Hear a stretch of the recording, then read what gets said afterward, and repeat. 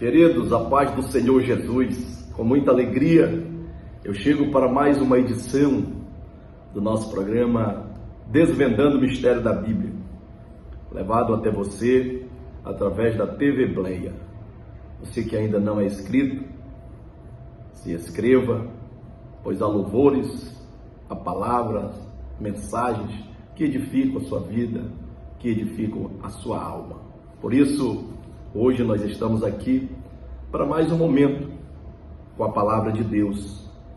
Mas antes de tudo, eu quero, como sempre tenho feito, orar ao Senhor e apresentar a sua vida, apresentar a sua casa, apresentar este momento de adoração. Bendito Deus, soberano e eterno Pai, Senhor amado, muito obrigado a Deus por mais esta oportunidade de estar aqui expondo a Tua palavra. E nesta hora eu quero apresentar, Senhor, a Ti, a cada um dos Teus filhos que estão nos acompanhando através deste veículo de comunicação, através deste canal. Aqueles que estão distantes, mas que nesta hora eu creio que está sendo alcançado por uma palavra de vida, por uma palavra de salvação, por uma palavra de libertação, como também de cura. Alcança, Senhor, esta vida, alcança esta casa, alcança esta família. É o que eu te peço nesta hora, em nome de Jesus. Amém. Certo, nós estamos ainda em festa, pois a Assembleia de Deus completou 115 anos. 115 anos de existência. Para falar um pouco dessa história, antes da meditação da palavra, eu quero retornar lá nos Estados Unidos. O ano é 1901. Naquele momento, o Espírito Santo movimentava algumas comunidades, não só nos Estados Unidos. Quando nós abordamos toda a história do pentecostalismo, nós vamos observar que em mesmo período, país de Gales, até mesmo a América, como o Chile, há relatos de movimentos pentecostais neste mesmo período. Então é uma atuação muito atual do Espírito Santo em meio a todos esses movimentos pentecostais em relato pelo mundo. Mas eu quero retornar, como disse, a este tempo, esta data histórica. Havia um homem chamado Charles Parham, ou Parham. Esse homem, ele fundou uma escola teológica e os alunos começaram a ter experiências diferentes, pois Charles Parham já tinha tido a experiência de ser batizado com o Espírito Santo, a experiência de falar em outras línguas. E curioso que, aos olhares à distância, havia um homem, um negro afro-americano, William Simon. Esse afro-americano, ele não acompanhava de perto ou em sala as aulas de Charles Parham, porque não podia, ele era negro e havia toda uma época de separação, de classe racial. E assim, aquele afro-americano, ele ficava à distância, mas à proximidade, mas assimilando todo aquele ensino que estava sendo ministrado ali na escola Betel. Certo que, contagiado pelo Espírito Santo, ele começou a reunir pequenos grupos em casas de alguns irmãos, e o certo é que o Senhor começou a batizar pessoas naquelas reuniões. E é neste momento de graça, neste momento de euforia pentecostal, que dois suecos, Daniel Berg e Gunnar Bring, guiado pelo Espírito Santo, Então no mapa o aponta o Espírito de Deus, que o endereço é o norte do Brasil e a cidade é Belém do Pará. Esses homens, no dia 19 de novembro de 1910, eles chegam a Belém do Pará. E no dia 18 de junho de 1911 é fundada a Assembleia de Deus. Esse momento de história, este momento de curiosidade, ele vai agora crescer através do Espírito Santo na vida destes dois homens de Deus. De lá para cá, esse evangelho, ele tem se expandido através deste movimento espiritual, através das ferramentas que Deus vem usando, através de assembleianos que o Senhor escolheu para dar andamento à sua obra no estado do Pará, no Brasil e no mundo. Por isso, eu quero, neste momento, parabenizar todos os nossos assembleanos. Que Deus abençoe a sua vida, que Deus abençoe a sua casa. Continue firme, continue pregando a palavra de Deus, continue nesta missão e na mensagem muito pregada por Daniel Berg. Jesus salva, Jesus cura, Jesus batiza e muito em breve ele vai voltar e nos levar para os céus. Era a mensagem pregada por Daniel Berg em Unavring e o nome do Senhor era glorificado.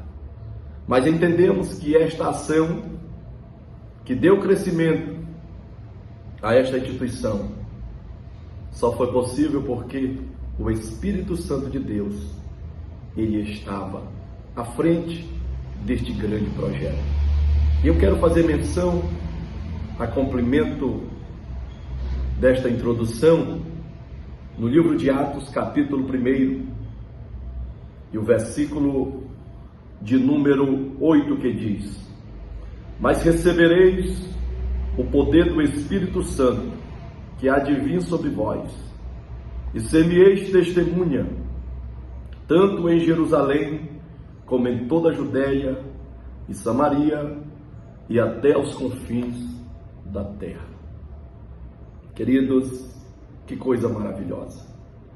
O Espírito Santo de Deus, aquele que guia a igreja do Senhor na terra, é o mesmo que no dia do arrebatamento ele vai levar a noiva de Cristo e a entregar ao noivo.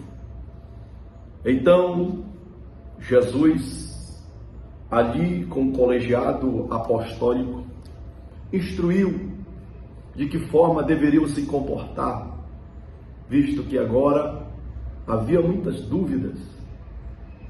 Questionaram alguns pontos a Jesus, e Jesus já tinha dito que não deixaria só.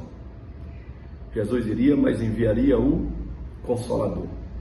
Mas veja que Jesus agora ele pede para esse colegiado, que numericamente são 120 pessoas que estão reunidas ali em Jerusalém.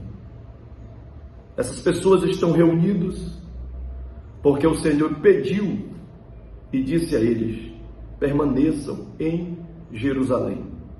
Aprendemos que a obediência, ela nos leva ao cumprimento de promessa. Pois eles estavam ali, e a Bíblia diz que no dia de Pentecostes estavam reunidos em um mesmo lugar. Porque quem tem propósito, ele permanece no lugar da bênção e esperando o cumprimento da promessa. E ali foram visitados pelos céus. Lucas descreve que um vento impetuoso invadiu aquele lugar. As pessoas que estavam ali foram tomadas por uma ação sobrenatural. A descida do Espírito Santo foi sacramentada na vida dos crentes que ali estavam esperando o cumprimento da promessa. Interessante que quando nós olhamos para o colegiado apostólico, havia homens com uma boa formação, que se diga acadêmica na época. Por exemplo, Mateus, ele era um homem muito bem instruído, um homem que tinha uma formação elevada, uma formação acima do nível da época. Homens que foram capacitados ao longo do ministério. E estes homens, eles tinham condições que se digam teológica para levar a palavra adiante, porque tinham uma formação.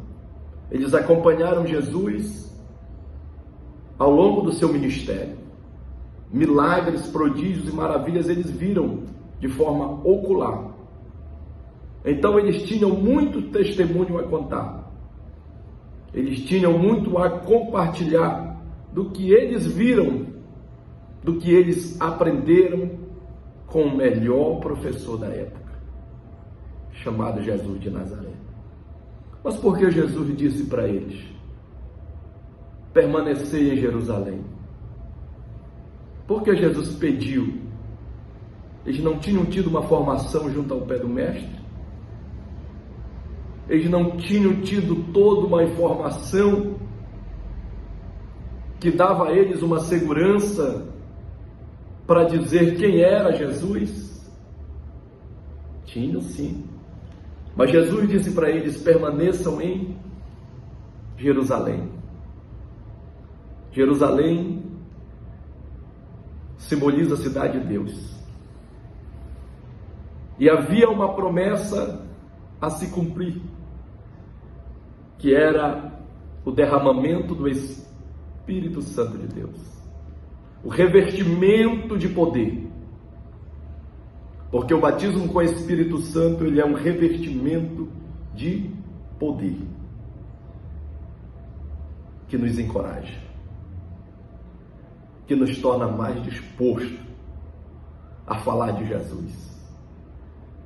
Quem já teve essa experiência e tem essa experiência sabe muito bem contar e testemunhar.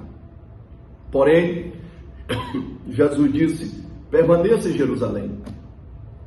Aí nós vamos aprender algo que é dos céus, algo que é sobrenatural, que só entende quem tem esse contato, essa proximidade com Ele. O Espírito Santo. Eu sou formado em teologia, sou bacharel em teologia, gosto de estudar a Bíblia, já fiz algumas especializações voltadas para a classe teológica, mas olha o que é que Jesus disse: não é suficiente. Só a tua experiência teórica não é suficiente. Por isso que Jesus disse para os discípulos: fique aqui em Jerusalém, porque eu vou mandar dos céus poder sobre vocês. Vocês vão ser revestidos de uma graça tão grande. Vocês vão ter um companheiro que vai dar força nos momentos mais difíceis que vocês vão enfrentar. Glória a Deus. Glória a Deus. Glória a Deus. A nossa força, ela vem dos céus.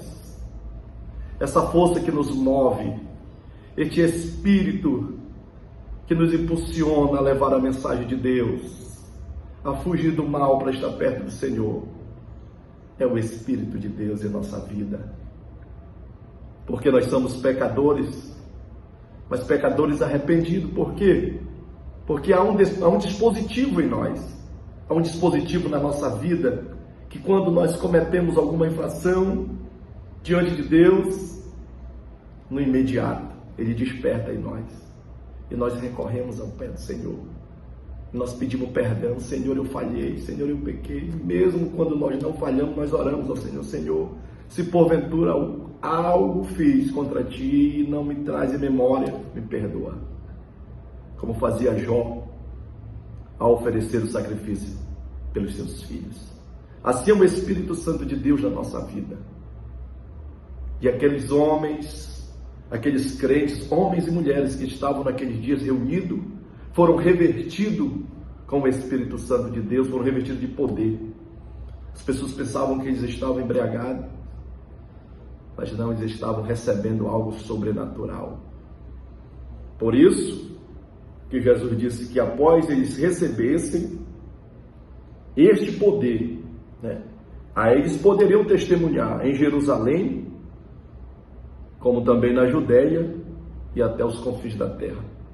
O que foi que aconteceu com os apóstolos? Com exceção de João, todos foram martirizados. Saíram pregando a palavra de Deus, saíram anunciando o Evangelho. Uns foram decapitados, outros foram mortos à lança, outros morreram crucificados de cabeça para baixo. Mas o certo é que eles não se omitiram à ordem de Deus. Eles levaram o Evangelho, proclamaram o Evangelho, e o Espírito Santo se encarregava. Aleluia! O Espírito Santo de Deus se encarregava de transformar, de mudar e dar ao homem uma nova perspectiva. E este Evangelho e esta palavra, ela continua impactando muitas vidas, impactando muitas casas, muitos países, muitos lugares. Esse mesmo efeito, ele cada dia, ele surge em lugares diferentes, porque Deus me chamou, Deus te chamou para viver esse propósito. Por isso, queridos, vamos continuar juntos, fazer a obra de Deus de forma coletiva, levar o Evangelho.